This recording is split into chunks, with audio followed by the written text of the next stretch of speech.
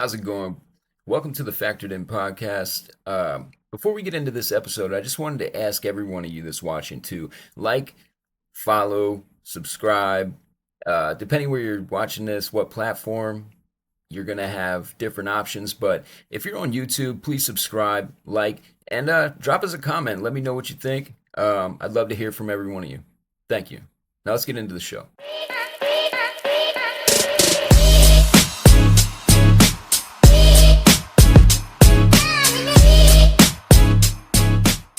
Welcome to Factored In. This is episode 3. We're talking about from felony to freedom, rebuilding after addiction, prison, and rock bottom. Yeah, that's some serious shit right there. Um, yeah, man.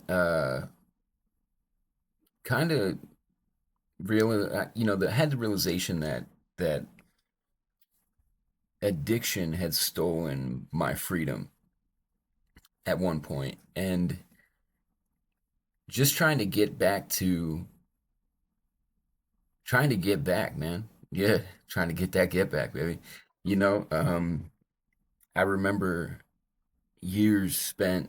Uh, I was 23, and up until that point, I had a really abusive relationship with my stepfather, and um, just a fucking crazy childhood in the first place. But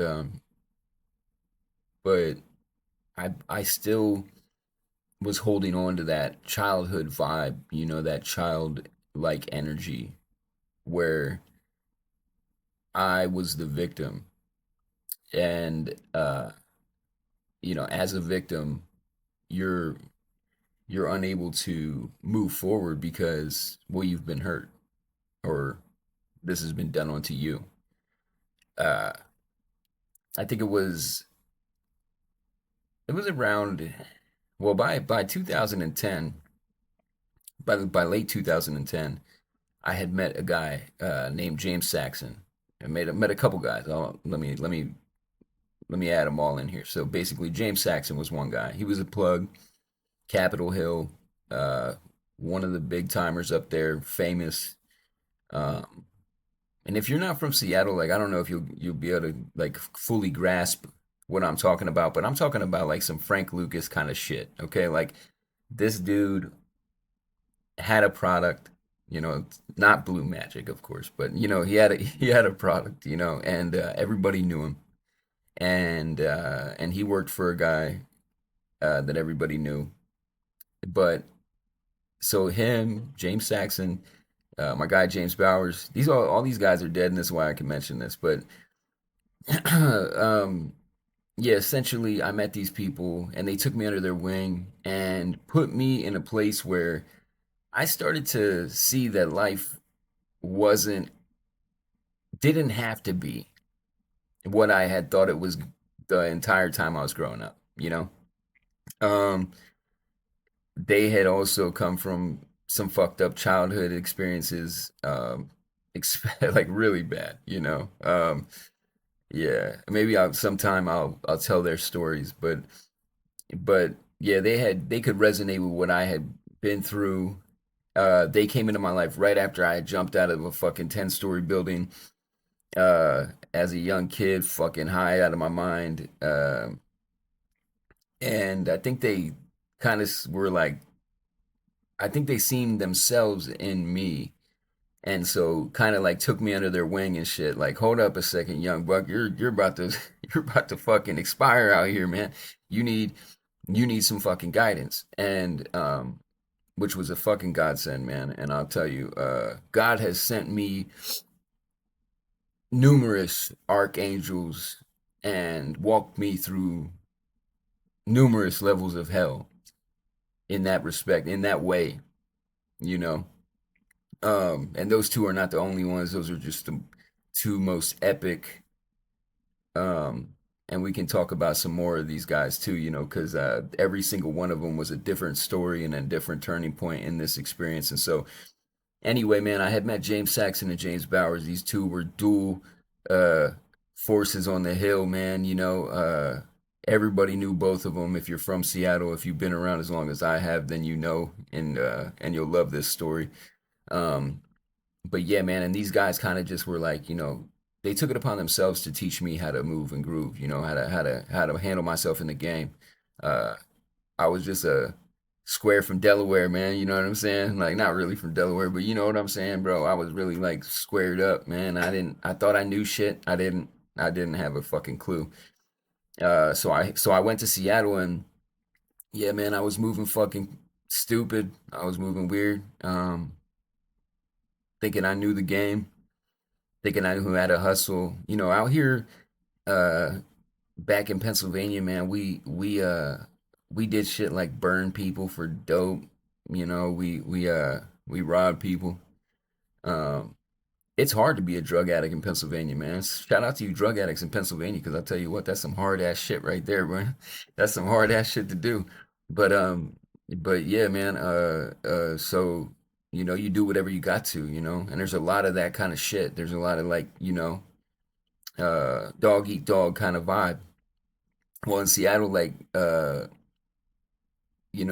I went. So here's an example. So in Pennsylvania, you could rob like somebody could if somebody stole $100 from you, you might end up going over there and like you know, uh, doing that, putting in that work, man. It's that real, Um, and if you know, you know. But in Seattle, somebody could take $1,000 from you today, and you shake that shit off because within a week they'll probably bring you five. You know, we went from wearing shit from Walmart, me wearing my stepdad's fucking hand-me-downs or shit I would steal from him was always a big problem. Uh, to wearing nothing but fucking designer, learning what one of one wingtip shoes are, learning what a tailored shirt means, what it's like, um, you know, wearing and experiencing all three lengths of pea coat, and these were all the things that these guys taught me, So they see this young kid, obviously sharp, but needing some education, uh, style all fucked up, And James Bowers was the one that taught me how to dress, how to carry myself. Um, yeah, man, and I'll tell you what, and ever since nothing's been the same. So shout out to James Bowers, rest in peace, my dog. But yeah, man, and so I started to see a way. I started to have these realizations, right? Like small shit. Like I'd be working, like I work at a job, right? I'm trying to work a job, but I'm pissed the whole time I'm working. And one day I had this like pretty decent job. Just so happens it was in prison. But I have this job that I'm actually good at. And every day I fucking enjoy going to it. And which was something I had never done. This is taking us all the way to 2013. So I'm in it's 2013. I'm in prison for the first time. I'm doing 50 months. I got DOSA program, drug offender sentencing alternative, which means that you can do half of your time in prison and then get fucked on the back end and get to go outside and have sit have so many stipulations that you can't. There's no way for you to deliver it unless you're somehow rich as fuck and you don't have to pay rent or anything like that. Because there's no way you're gonna work a job. You got to do. You're gonna be at six, or you're gonna be at 3 appointments a week. Well, that's actually five. So you're gonna do your IOP 3 times a week. You're gonna go to see your PO twice a week in the morning too. So you're not gonna make it to work on time if you do have a job or you're trying to have a job. And then you make sure you go to NA and AA every fucking night too. Yeah. So it wasn't easy. So anyway, but prior to knowing that, I was in prison. I was doing my what ended up you do 17 and a half months inside because you get a third off in Washington State, unlike Pennsylvania. And so yeah, so anyway, I'm working this job and I'm pissed off, and I'm like, tromping around the fucking place, banging shit, just fucking irritated. And I'm like, hold on a second, I like being here. What the fuck is the problem? Because at the time I was bodybuilding too. Like it was the very first time I got fit. It was the very first time I was learning. I was doing CrossFit at the time, actually. Um, I had started with calisthenics, and this is like coming out of a fucking wheelchair, man. I mean, I was fucked up coming into to jail, and this is the first time I ever did like a push up, after the accident. And so doctors had told me, man, like you do any kind of physical thing at all, and you could be in a wheelchair for the rest of your life. So up until that point, I had just let myself basically rot. You know what I mean? Like I'm on all these fucking pain pills they're giving me. Then from that I advanced to heroin because they cut me off the pain pills eventually. And I was on my way to either prison or death. You feel me? And it ended up being prison, thank God. Shout out to God for that. Morning coffee, Uh, yeah, it's 4:55 a.m. right now. Anyway, but so yeah, I go in and I'm doing. I remember got some dude like bullied me in jail. One morning I had grabbed the newspaper off the table and it made like a small sound that a newspaper would make if you lifted off a fucking table, and this fucking lame, sees this kid who's skinny as fucking frail looking, you know what I'm saying? And he starts to fucking act tough and shit. Another time God sends me somebody to kind of handle my fucking problems though. Another, big ass Pyru homie that was in there, man. You know what I'm saying? Shout out to my Pyru homies, man. Just fucking big dog this fool, and shut his ass up. Uh, you know, we don't deal with bullies, man. Fucking bullies. Anyway, man. But from that point on, I was like, I felt a way, no man should have to fight my fights or even, stick up for me. You know what I mean? Like, what the fuck? So that really bruised my ego, man. And I was laying on the floor sometime right around after that, and I said to myself, I don't give a fuck if I'm gonna be in a wheelchair for the rest of my life, then fuck it. Then that's what it's gonna be. I'm done pussyfooting around this. So I was laying on my face on the floor, you know, very frustrated, very upset, and I just did that first push up. For the next 10 days I did that. I think I did 10 sets of one. Yeah, yeah, every day for the first couple weeks. And then it started to be 10 sets of 10. And then I started, from there, I think it later on became, how it is.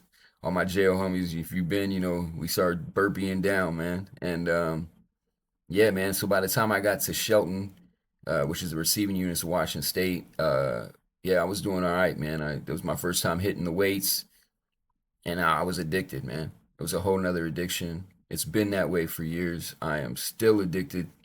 I'm very much an addict to bodybuilding, and if you've been in the gym with me, you see how I move. Anybody who lifts with me will tell you, and anybody who's been in the gym with me when I lift could tell you. Yeah, I keep that big savage energy, you know what I'm saying? And it's because I love to. It's because I love to. Um, and you can definitely see the results. You see the difference, you're always going to see the difference in somebody who wants to do more than the person who wants to do less. The person who wants to do more, even if you overtrain, you're going to end up better off than the person who wants to do less. I'm not waiting them 3 minutes in between sets, not a minute and a half. I'm waiting until my partner's done hitting their set and I'm hitting it again. I don't care if it's 15 seconds in, we're gonna smack that. You know what I mean? This ain't no Jane Fonda, man. So anyway, so yeah, man. So I get into I get into bodybuilding for the first time. I start bodybuilding. Trained with a whole lot of people who really didn't know what the fuck they were doing. Got a lot of injuries on the way. Um, but that's kind of like the fucking that's kind of like the fun way to do it, man. I always say the best way to learn anything is to do it wrong. You know what I mean? To do it the wrong way, because everything I've done wrong, I was able to turn it around and really understand, you know, the benefits of doing it right, I guess.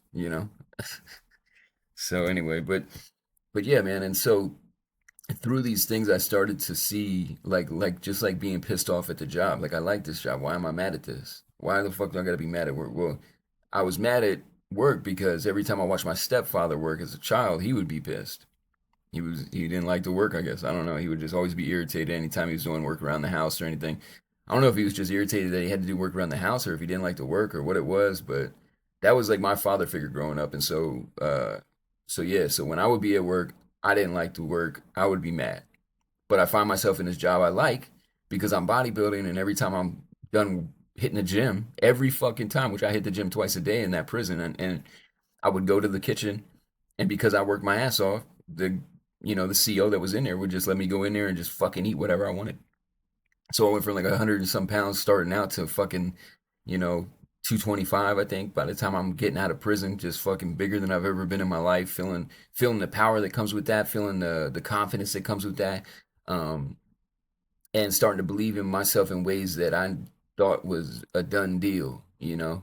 And that's what bodybuilding afforded me, you know. So if you haven't tried that yet, I mean, and you don't have to be fucking crippled in a wheelchair to experience this shit, you know.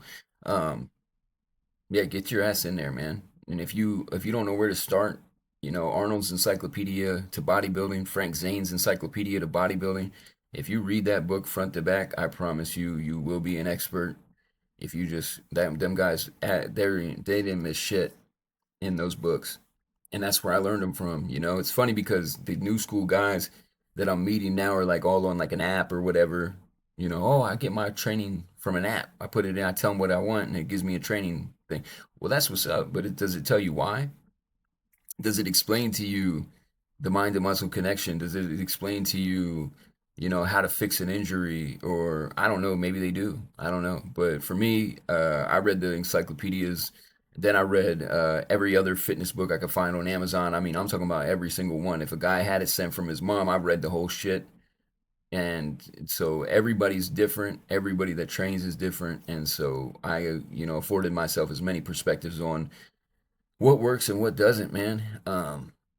But again, everybody has it's different for everybody, and everybody has their own training style. So, but it is good to have a good foundation. And so, bodybuilding afforded me that power and that confidence that I needed to really factor in and get it together and get it right. And I always, if you've been following, if you tap into this, and I'm a big enthusiast and I believe in it heavily.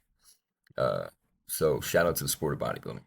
But so yeah, man, and I started to realize that I like this shit, and then I realized that it was my past that was making me feel that way, that victim mindset, you know, and even just the way that basically addiction had stolen my freedom and made it so I felt that I was powerless. And so once I had that realization, I was like, man, fuck this. I like this. Why the fuck can't I be happy when I'm doing it? And that's some powerful shit in prison. If you can find something that makes you happy. So now I have two things in prison that are making me happy. You know what I mean? And now I don't have this heaviness that I'm carrying around. You know what I mean?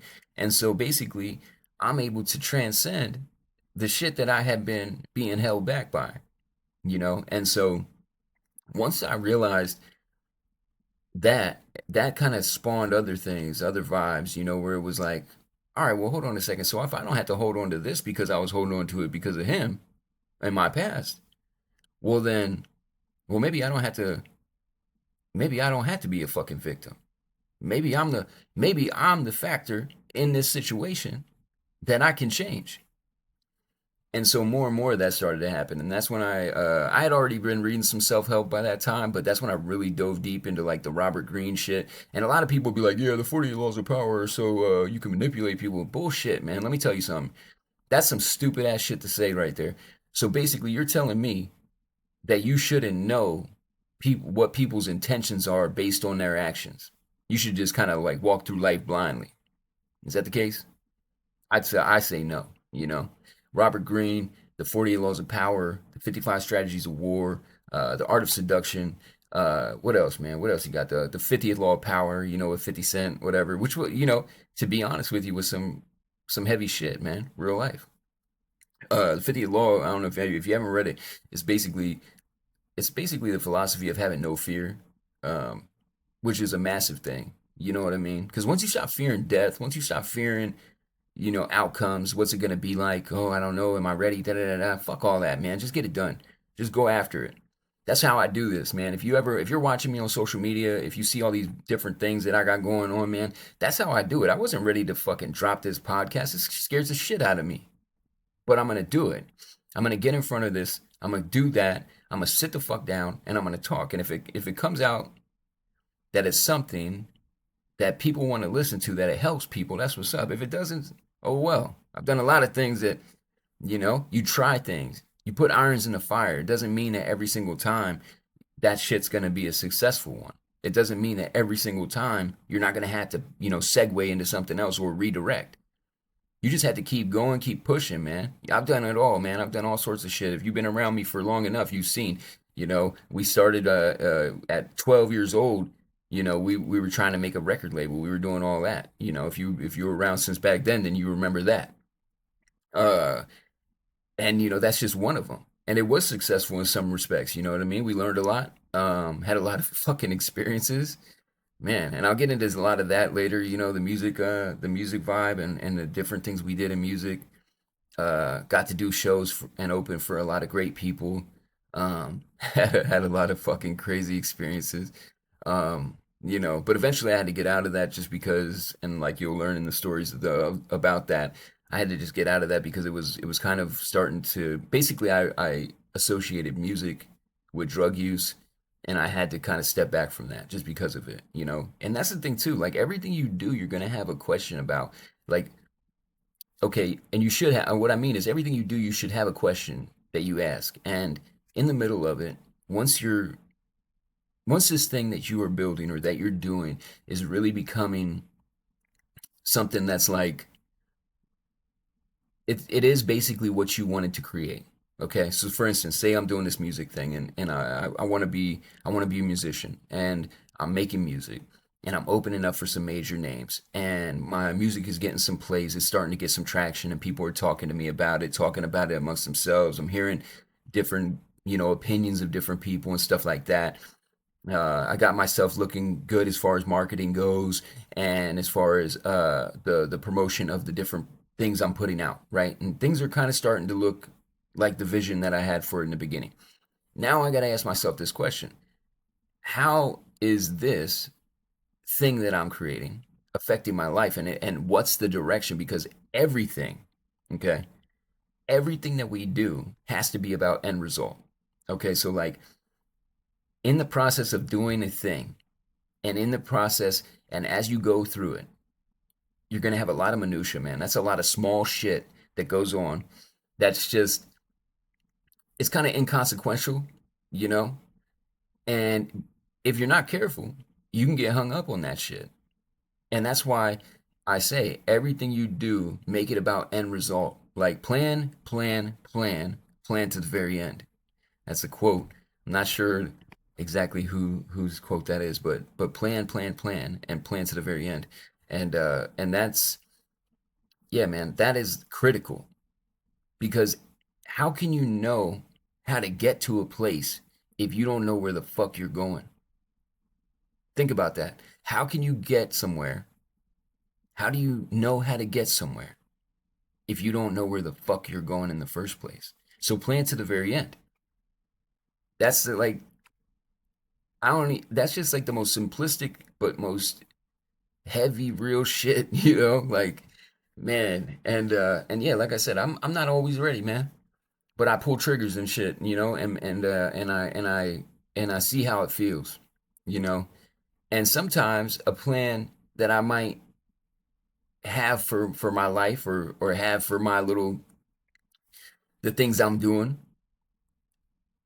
the timeline might not be right.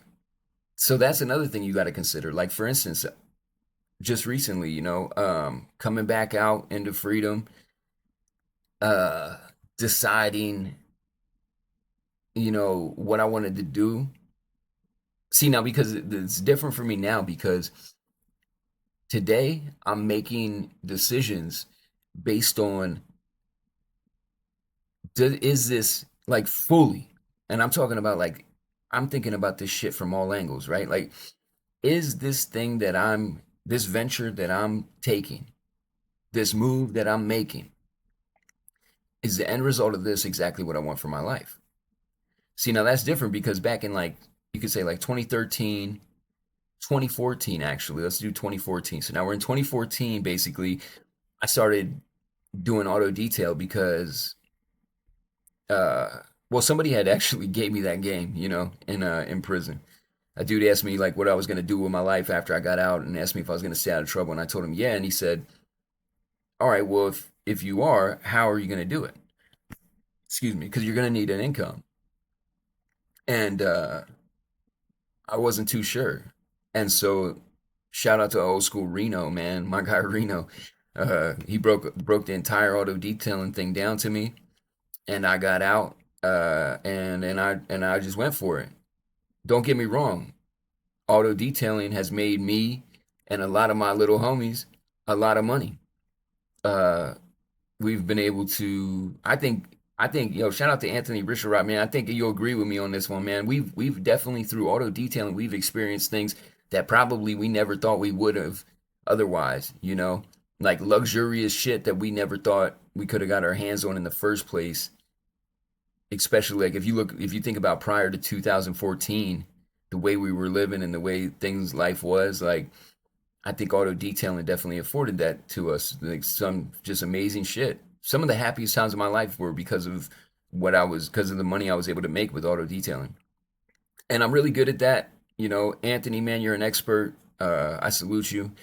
And man, we've done some amazing shit, some amazing rides, man. We've really made shit look amazing and done some great work.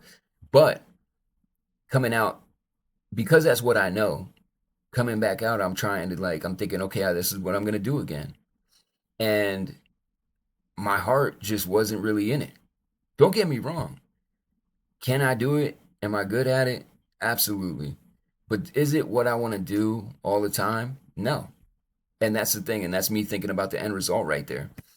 Um, I think that it's so important to do that in everything you do. Like, is this thing you're doing right now? Now, don't get me wrong. That doesn't mean even if it's the thing even if the thing that you're doing right now isn't what you want to do for life, that doesn't mean you can't do it right now if you have to. That's what you have to do to survive. But at the end of the day, at the end of every thought, we got to be thinking about the end result. And so, yeah, man. And so basically, that kind of thought process started to unlock things for me. If we dial back a couple years, that kind of thought process really started to make me realize that, like, yo, I don't have to be the victim in this, right? Because even doing something you don't want to do is you being the victim. You know what I mean? Like you're like, well, I have to do this, so this situation is done onto me, so I have to do this in response. You know, that's not the case, man. You can dial it in and think exactly what you want life to look like. Like I have a vision for my life, right? And everything that I do is pushing me towards that, you know. Um, as an addict, as somebody as an addict, for me, like what I want in my life is I want to do something that, like, first of all, can help somebody who is going through what I was going through, because that's the ticket here, right? That's the truth. It's if you just know what I know, if you've been through what I've been through and you know what I know, you no longer have to be like victim to those circumstances. You don't have to do that anymore. And so that's the game that I'm trying to spit here. That's what I'm trying to give you. I'm trying to give you basically the knowledge that I gained through rock bottom being a fucking addict, okay? Like literally, man. Like I was on the fucking streets with nowhere to go. 3,000 miles, more than 3,000 miles away from my fucking anything I ever knew. I would say my home, but I no longer had a home, okay? So that's the true shit right there, man. Despite all that, despite all the odds against me, if I had the game that I have that I'm giving you now, I would have no longer had to go through any of that shit, because that's all it really took. So like getting out of that victim mindset and getting that work ethic that came along with realizing that I enjoyed what I did because I was thinking about my end result. That kind of took me to that place where I was able to kind of transcend all of that. And today, man, my life is amazing. It really is. And I've been lucky enough to like still have some of like the major key players in my family, pretty much my whole family, man. Like I didn't lose that many people in all that time. I was so blessed, man. And I think God did that for me because he knew that the guilt that I would feel would be so immense that it might have held me back. and it held me back from his mission for me. See, because at the end of the day, that's also a big factor in this, right? Talking about factoring in, man, it's like, what does God want for you, man? And you got to tap into that too, because, like, bro, like, everything in this is God's plan, whether you like it or not, whether you want to call it the universe, you want to do whatever you want to do. Let me tell you, I know God because I've been to hell, okay? And I lived there for a long time. I know him because I've been there, you know what I'm saying? And he's been in my life. Now, did he have to walk behind me because I wasn't willing to see him in the front? Absolutely. Like, if you would have mentioned God to me prior to, I don't even know when it all really started. I think it was like prior to, shit, I think maybe like 2021 really is when, even in 2021, I was still not really fully understanding the whole scope of the situation with my relationship with God. But